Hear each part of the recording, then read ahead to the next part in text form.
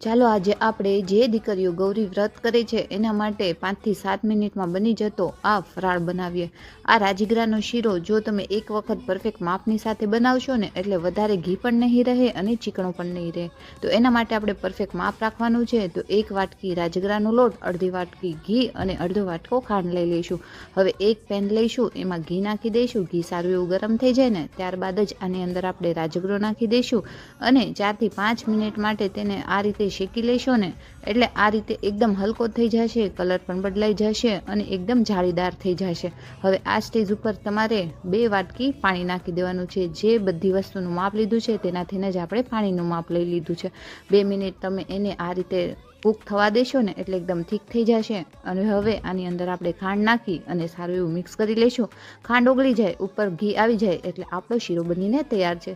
Perfect માપની સાથે જો તમે આ શીરો બનાવશો એટલે ચીકણું પણ નહીં થાય અને વધારે ઘી પણ નહીં નીકળે। તો આજની મારી આ રેસીપી તમને થોડી પણ ગમી હોય ને તો એક લાઇક અને ફોલો કરવાનું ભૂલશો નહીં। જે દીકરીઓ ગૌરી વ્રત કરે છે એની સાથે આ વિડીયો ચોક્કસથી શેર કરજો અને આજની મારી આ રેસીપી ગમી હોય તો કમેન્ટમાં જય ગોરમાં જરૂરથી લખજો।